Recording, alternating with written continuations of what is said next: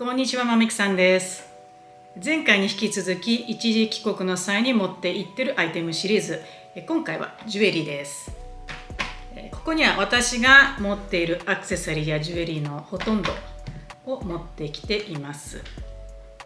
日本に帰るとお友達に会ったりお出かけしたりするので、おしゃれに結構気を使うので、動きやすいファッションだけを持っていくというわけにはいかないんですよね。なので、この中にあるたくさんのジュエリーの中からリアルに持っていってるアイテムを今回はご紹介しようと思います。今まで私とジュエリーの歴史の話をしたことがなかったですね。私の父がとてもジュエリーが好きで、私が10代の頃から素敵なジュエリーをたくさん送ってくれました。その影響があってイタリアンゴールドジュエリーの輸入会社に勤めてた時代があります。その頃毎日大量のゴールドジュエリーに囲まれていながら、入社3年目頃ですかね、実際ジュエリーというものがどのようにして、作られているのかということに興味を持ちまして、週に一度、彫金教室に通うようになりました。ある年の夏休みにフィレンツェに訪れることになるんですけれども、ジュエリーの、歴史がとても深い環境に魅了されましてですね、もう絶対この環境でジュエリー制作学びたいと思って、確か翌年1年も経たないうちに留学を決心して、旅立ちました。で留学先で、スイス人のマルコと出会って、今ここにスイスにいるわけです。そんなジュエリーの歴史があるので、このようにたくさんのジュエリーがあるんですけれども、この中から、持っていっているものをご紹介しようと思います。その前にまずざっと、どんなものが入っているかというのもお見せしたいと思います。はい、かなり軽く歴史をお話しした後、まずどれからお見せしましょうかね。多分これが一番見やすいかな。この白い4段重ねになったジュエリーボックスはスイス全国にあるマノルというショップで販売されているものです。で、一つ一つ別売りなので、好きな仕切りがついたものを選んで自分で重ねて使うものになっています。1段目蓋を開けると、マルチな仕切りになっていて、指輪を差し込めるところもあれば少し大きめの枠、そして細長い枠に分かれています。2段目は細かく仕切られていて、ピアスを入れるのにちょうどいい、枠になっています。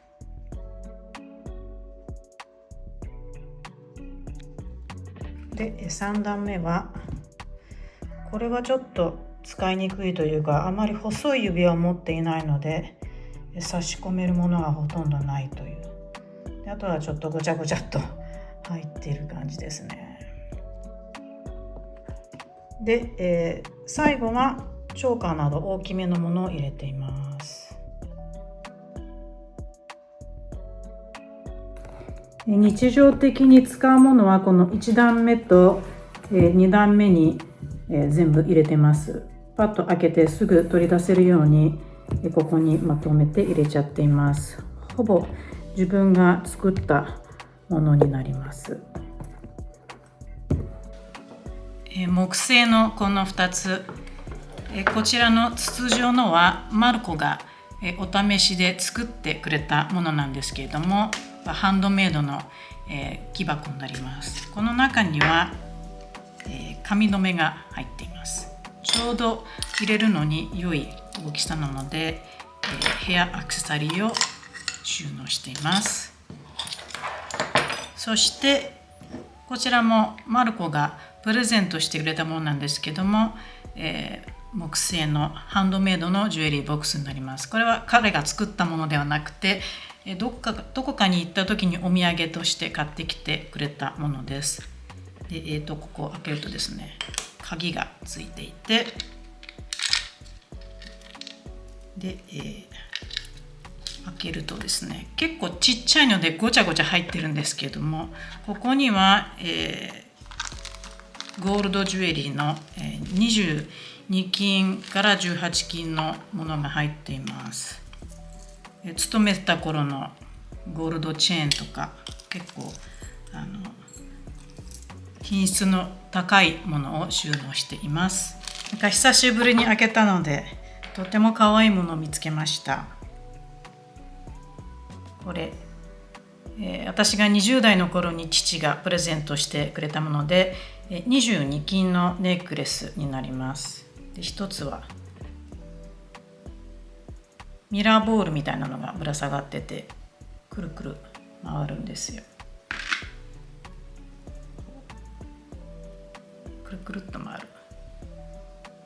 こちらともう一つチェーンの長さが違うので重ね付けしていたのを覚えています。かわいい。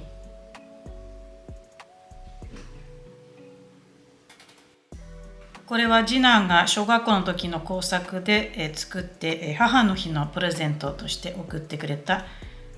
ケースになります。モザイク貼ってあってすごい可愛くできています。この中には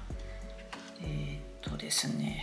いろんなものがまた入ってるんですけども、その中でもさっき見たら懐かしいものが出てきました。このハートのケースに入っているこのピアス、これは貝殻を格子状に貼ったピアスです。これ確か20歳の頃にバリで買ったものじゃないかと思うんですよ。当時から涙型好きだったんですね。耳にピタッとつくピアスです。その他にロザリオが2つ入っています。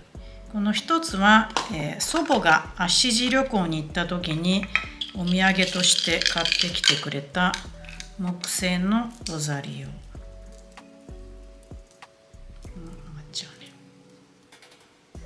で、もう一つは2000年にローマに行った時に私が自分で買ったものです。これはペーパーミントグリーンのキラキラしたビーズが連なっているロザリオ。もう一つめっちゃ懐かしいもの、この小さな革のケースなんですけれども、フィレンツェ留学時代にその頃一緒に留学していた3人のお友達からプレゼントしてもらいました。確か28歳の誕生日を迎えた時です。で、中にはですね、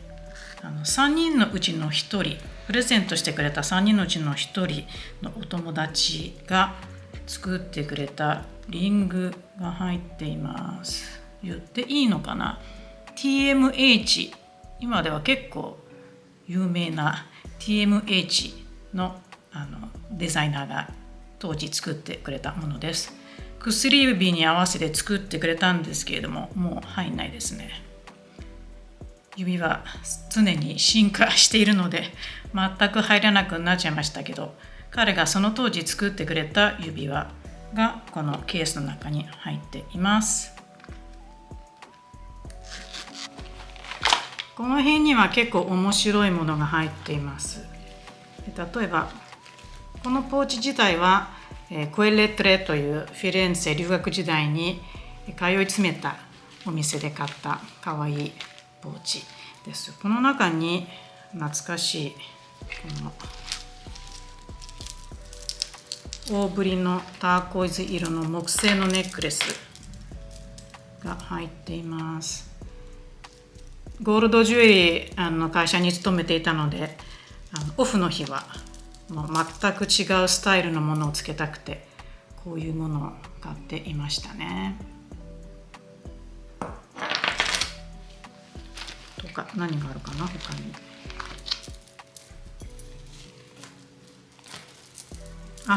これは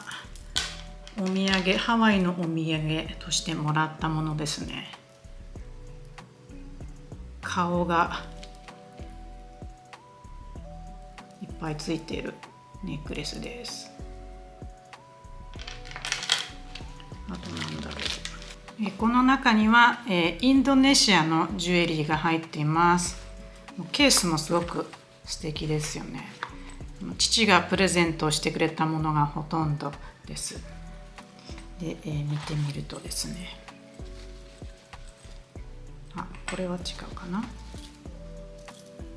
このボリューミーなネックレス、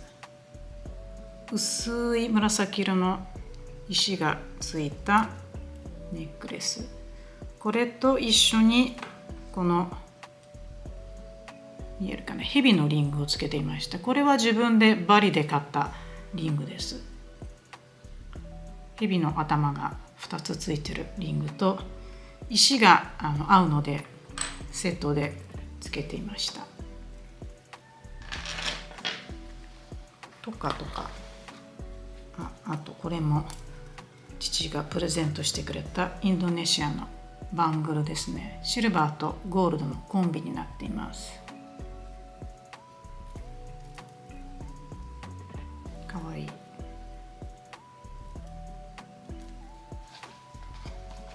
あとはこういうのもある。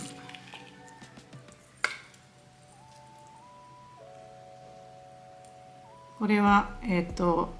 影絵のペンダント、影絵じゃない、影絵の演劇ですねのモチーフのペンダントを金具のところにつけちゃったんですけど、それと石がついた鳥のペンダントで、あとはこの3つとも、パールが入っています。こちらはこのポシェットは日本にいる親友がプレゼントをしてくれたものなんですけれども、この中には以前動画で紹介したこともある祖母とマルコのお母さんの形見であるパールをミスパールに可愛く作り直してもらった2点が入っています。この可愛いクリップ式の留め具をつけて作ってもらった2点が入っています。これともう1個が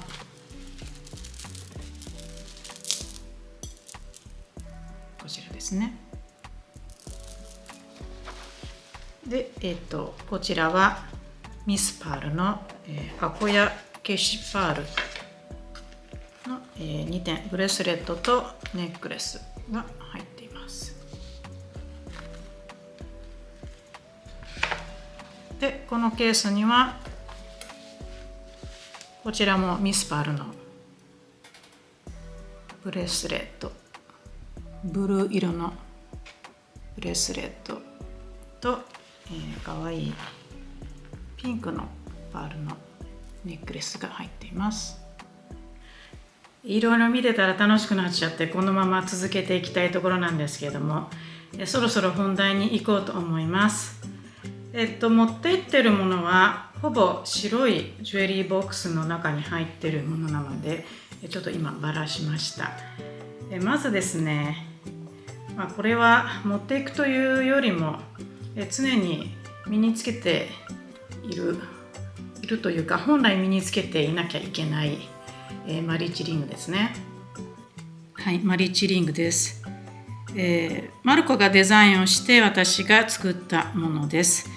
ワインオープナーのデザインから着想を得て、デザインされました。ですね、2本のスパイラルをくるくるっと回しながら合体させて一つのリングになるというデザインです。太陽と月なんですけれども、夕日のようなピンクゴールドと少し白みがかったイエローゴールドの月で、ピンクゴールドの部分だけハンマー仕上げにしてあります。でこのマリッジリングと一緒にだいたいつけているのがこちらのドロップリング、イエローゴールドにルビーがついたドロップリングです。でドロップリングは親指につけています。かなり華奢なデザインなので、そんなコーディネートの邪魔にならないけれども、ちょっとしたワンポイントになる程度のボリューム感になります。このドロップリングはピエロの涙コレクションの中の、涙ですね、涙型のリングになりまして、10年から15年ぐらい前、結構たくさん作っていまして、これはかなり華奢なタイプですけれども、いろんな太さのものであったりとか、ゴールドであったりシルバーであったり、石がついてたり地金だけだったりと、本当にいろんなタイプを作っていました。かなり人気の、商品でした。ちょっともう最近は作っていないので今在庫はないですけれども、こんな感じでつけています。で、ちょうど手元をいったので、時計ですが、時計は必ず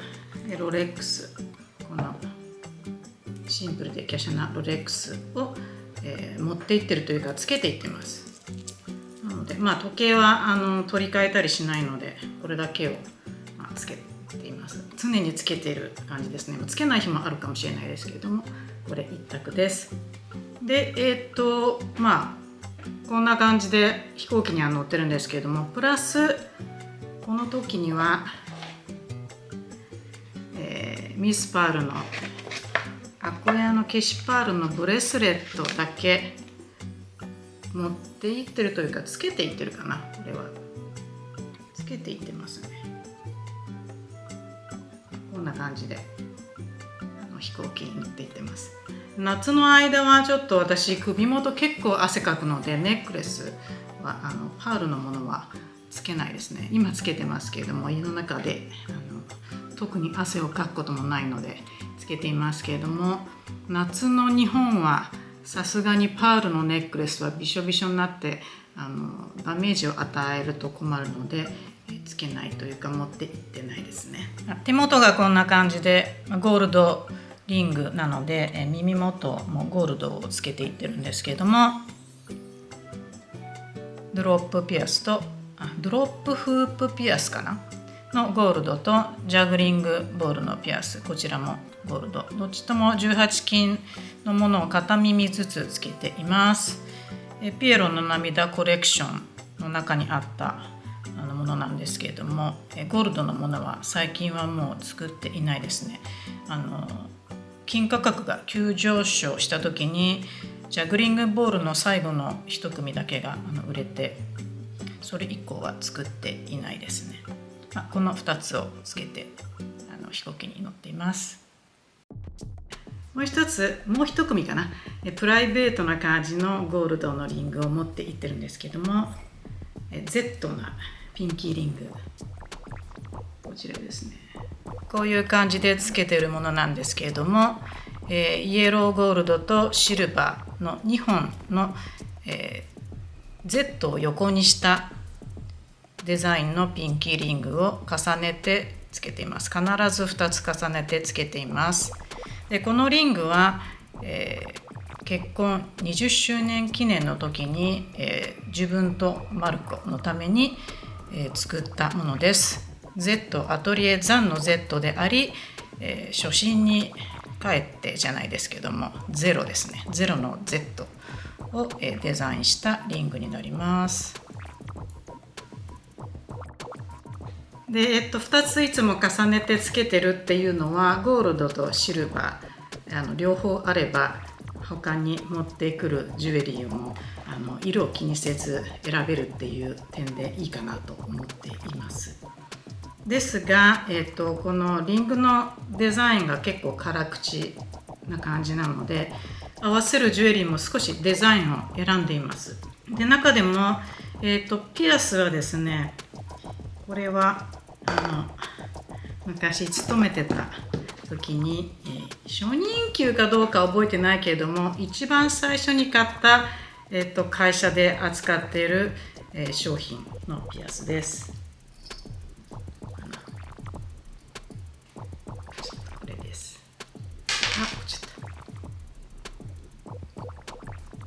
10ミリという結構小さいフープなんですけども、幅があって存在感のあるピアスこれかですね、こっちも勤めたところのピアスですが、ミラーボールのピアス。ミラーボールみたいに結構面があってキラキラする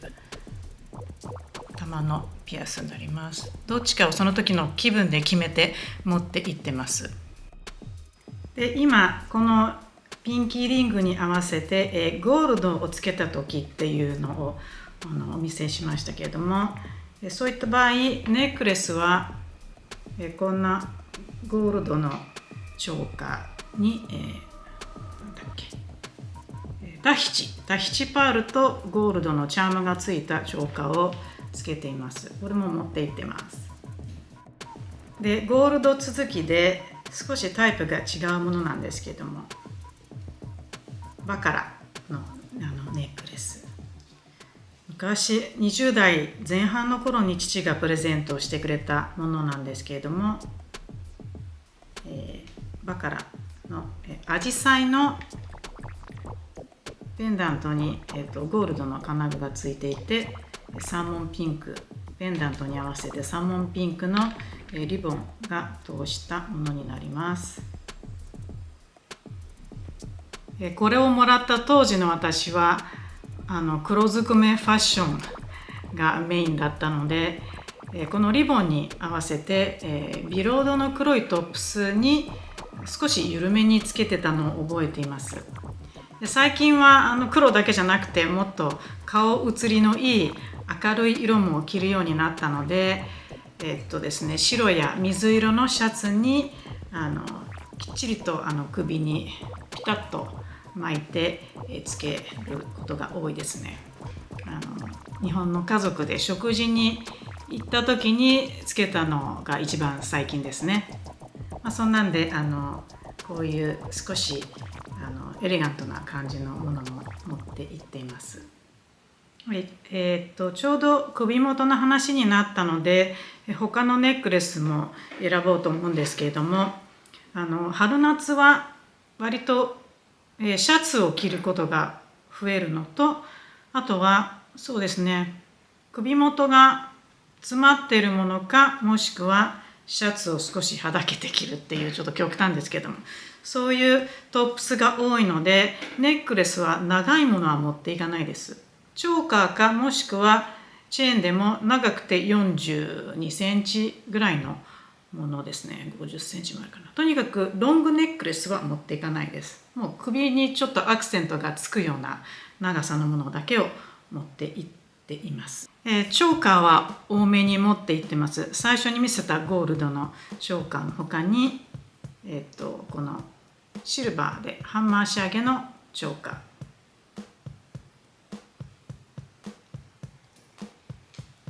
そしてですね、プチドロップ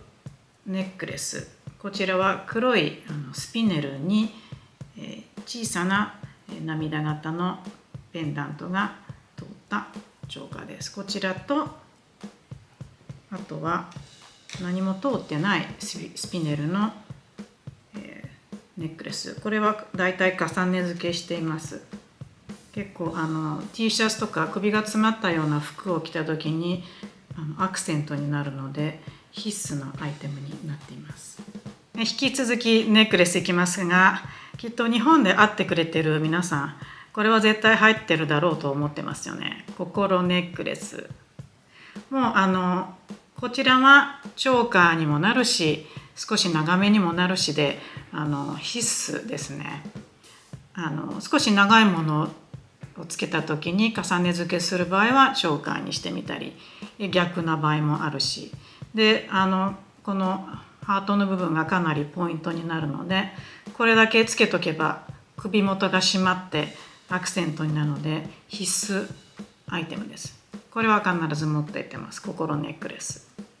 で、心ネックレスと重ね付けにも使えるどこにあったっけな、これピエロ You are my star。 ちょっと急にバッテリー切れで焦った。はい、ピエロ You are my star はピエロのお目目がキラッと光るペンダントがぶら下がっているネックレスになります。心ネックレスよりも気持ち長めなので、重ね付けにもちょうどいいと思ってこれは持ってってます。ちょっとしたワンポイントにもいいですし、意外と華奢というか見た目ほど存在感がないんですよ。なので、あんまり派手にしたくない時にもちょうどいい、本当にお目目がキラッと光ってる程度の存在感なので、これも持って行っています。でこれが一番長いネックレスになります。はい、首いったのでその上の耳いきます。さっきはゴールドのピアスを最初に、セレクトしましたが、今回はシルバーのピアスです。絶対に欠かせない、丸ピアス。丸ピアスは私が持っているのは、片耳にだけ透明のクリスタルがついているタイプですけれども、その他にですね、石がないものと、あとは、ブラックスピネルがついている3種類のものがあります。石がついているものは片耳にだけついてます。私が作るジュエリーはアシンメトリーなものが結構多いので、特にピアスは私自身片耳にしかつけなかったりとか、両耳同じものをつけるっていうことも結構少ないので、そういった自分の気持ちを入れたデザインのものが多いんですけども、丸ピアスは片耳にだけ石がついてる、もしくは石なしのタイプになります。でこれは大きさも 1.5 から2センチぐらいですかね。ちょうどあんまり邪魔にならないようなデザインで、でもつけてる感があるっていうピアスなので、しかももう何にでも合いますね。これさえあればなんとかなるというか、何をつけたらいいか分かんないけども何もつけないのも寂しいっていう時にはこれをつけています。なので必ずこれは持っていってます。はい、数少ないイヤーカフのうちの一つ、自分用にも作ってあります。これはバックエンドフォースっていう行ったり来たりという意味の、イヤーカフになります。これがですね、私が持っているのは右耳用ですね。右耳用と左耳用といって、耳はやっぱり対照的に作らなきゃいけないので、右と左と作ってるんですけども、私は右耳用を自分用に作りました。でこれもなんとなくこの耳たぶにブラブラさせたくないなけれども、例えば髪を言っててこの耳のこの端だけ出てるっていう時に少しこういうのがちらっと見えるのにいいかなと思って、そういう時にイヤーカフをつけています。で先ほど私はアシンメトリーであったりとか片耳にしかつけなかったりっていうことをお話ししましたが、そんなこともあってですね、こちらは本当に片耳シングル売りでしか作っていないこのピアス、ドロップピアス。やっぱりこういうボリュームのあるものを1個だけつけるっていうのが粋なんじゃないかなと思って作ったものになります。本当にこれは自分がつけたくて、大体自分が作るものは自分がつけたくて作るんですけれども、本当に1個だけガンと存在感あるものをつけるのがかっこいいなと思って、これを作ったので必ず持って行ってます。これをつけた時は本当に何もネックレスをつけないで、ピアスだけアピールするっていう感じでつけることが多いです。もう一つ片耳だけつけるために持ってってるのが帯ピアスです。で帯ピアスはやっぱりこれも左右対称でのデザインとして作ってるものなので、私は左耳用のだけを自分用に作ってつけています。で左耳には2つ穴が開いていて、上の方の穴につけてなんかいい感じにちらつかせるためにこれはつけています。でこの帯のデザインがちょっとこうなびいてるような感じであったりとか、内側にこうハンマーで叩いたような仕上げにしてあるので、こうめくれたところにだけこうハンマーがちらっと見えたりするものなので、ハンマー仕上げのネックレスのものと合わせたりとか、もしくは本当にネックレスなしでこれもピアス1個だけでコーデとして済ませる時もあります。意外とこれもつけてるだけで存在感があるデザインのピアスです。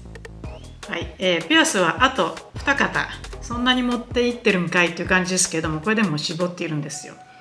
今まではピタッと耳たぶに貼り付くタイプのピアスだったので、やっぱり長さが必要だなという時のために超ロングピアス、これは必須ですね。皆さんも持ってますよね超ロングピアス。あともう一つ、あんまり見せたことがないこのチェーンピアスと、黄色い四角い石、これはレモンクォーツですね。チェーンピアス、チェーン×レモンクォーツピアスというセットになるんですけれども、チェーンの部分は一つ一つこの四角い輪っかというんですかね、手作りでチェーンを作ったものをピアス状にしてあります。で、同じ四角い、レモン色のレモンクォーツをセットとしたもので、一緒につけてもいいですし、別々につけてもいいですし、なかなか個性的ではありますけれども、そういうのが好きな方にと思って作ったもので、自分用にも一組作りました。手首ですけれども、時計をつけているので重ね付けにいいと思うようなデザインのもの。ただあんまり手首は圧迫感が気になってつけたくない時も多いんですよ。ですが先ほどのミスパールの消しパール以外にもレザーブレスレット、この2つのどちらかを持ってってます。でこれ以前紹介したことがあるんですけれども、今まで、私がたまに出店しているみかん市での販売でしか見せたことがなかったんですね。あとは動画でその際紹介したんですけれども、それ以外あんまり表に出ることがないものなんですけれども、みかん市で、結構、ほぼ全部売れてしまったので、またこれから作らなきゃいけないと思ってるようなレザーブレスレットです。これのどっちかを持ってって、黒と茶と、あともう一型あるんですけれども、自分用にはこの2つだけ作ってあります。やっぱりちょっとここに何かついてる方が締まっていいなという時にこのブレスレットをつけています。時計と一緒に組み合わせても見た目的にも格好がつくので、結構気に入ってこれは持ってってます。でこれ多分11月のみかん市にまた出店するんですけれども、さらに追加をして多分違うタイプのレザーのブレスレットをまた作って追加しようと思っているようなものになります。リングは最初に見せたマリッジリングと、Z のピンキーリング、そしてドロップリング、このゴールド以外にも持っていってるシルバーのものはおなじみのものですね。きっと今まで何度も動画で身につけているので知っているものばかりだと思います。なので、カルロスピラミッドリングの、ホワイトジェードのタイプと、例えば、スピンリング、あとはプランプドロップリングと、まだ製品化されていないけど自分だけがつけているダブルプランプドロップリング、こちらも持ってってます。今のところ自分用として使っているピンキーリングがあって、これから多分製品化する予定ではあるんですけども、そのうちの、ムーンストーンのピンキーリングですね。3種類ぐらい石を変えて作ろうと思っているピンキーリングです。毎回前回よりも少なめに絞って持っていこうと思って少しずつ少なくしていってるんですけども、なんかまだまだ多いですね。こうやって見ると結構な量を持っていってるんだなと思います。結局全部使うってこともないので、そうですね、本当にこれだけっていうのでもいいんじゃないかなと思い始めています。ただ洋服がね変わらなくってもジュエリーだけ変えれば雰囲気違うコーデになるので、やっぱりジュエリー大事だなっていうふうに思ってはいます。今回はこんな感じで終えようと思っていますが、冒頭で、ね、懐かしいのをいっぱい自分で見てあと紹介することによっていつもなら、自分が作っているジュエリーをご紹介してでコーデをすることでどんな感じかイメージしていただくっていう動画なんですけれども、これからもしかしたら自分の手持ちの懐かしい面白いアクセサリーをちょっと見せてでコーデを組んでみるなんていう回があっても面白いんじゃないかなっていうふうに思っているところです。もしご要望があれば何かコメントをしていただけると嬉しいです。でこの間お話ししましたように次回は、日本で、買ってスイスに持って帰ってきてるもの必須なものであったりとか、あと最近ちょっとハマってるものなんかご紹介できればと思っています。ではまた次回の動画でお会いしましょう。まみこさんでした。